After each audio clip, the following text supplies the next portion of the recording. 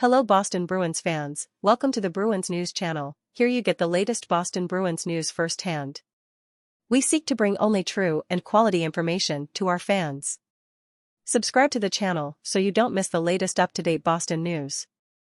It was the depth that resonated for the Edmonton Oilers on Thursday night when they achieved the unthinkable by defeating the Boston Bruins at TD Gardens.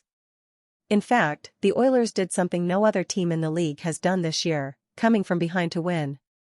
Going into last night's game, which the Bruins led 2-0 and 2-1 after the first and second quarters, Boston was 28-0-1 as it led by 1 and 35-0-2.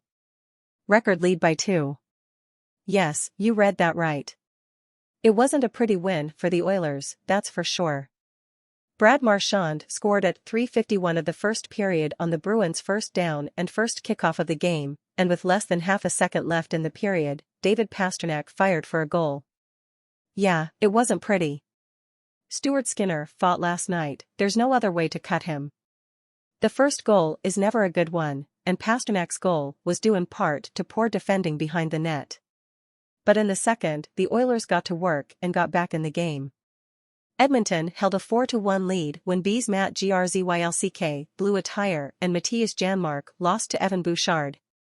The young defender kicked Jeremy Swayman and it was a goal. This marked Bouchard's 43-game scoreless streak, arguably the longest of his hockey career. For the rest of the stint, the Oilers struggled and fought a tough team, with neither one leading the way. The third period changed and suddenly the odds began to turn in the Oilers' favor. And just 6:08 into the period, McLeod took advantage of a good feed by Devon Shore to tie the game at 2. Shore came out of nowhere and has been making big plays for the Oilers as of late, with his assist tied for third in as many games. Meanwhile, Nurse hit the winning goal at 15:11 of the third period.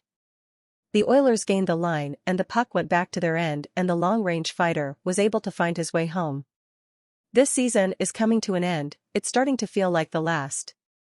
Lots of ups and downs and some inconsistent games on New Year's and January, but then it starts to click.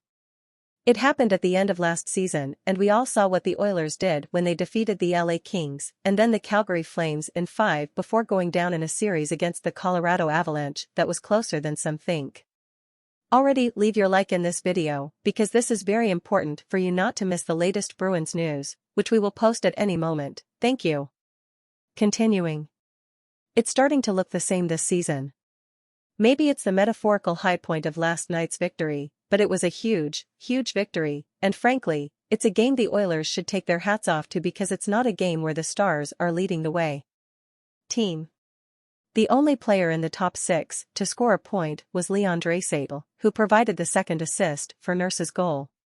Sure, they landed a few shots here and there, but they weren't reliable enough to put out the lights. Edmonton also ended up with a power play option last night.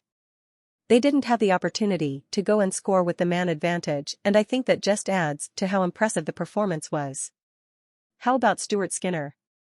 Far from an ideal night after his early mistakes, but he really closed the door on the Bruins last night.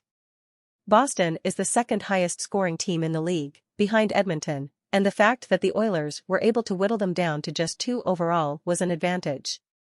It's great to have you here, put your opinion in the comments, and together we'll expand this stream of information about Boston, which is what I most want here with the channel.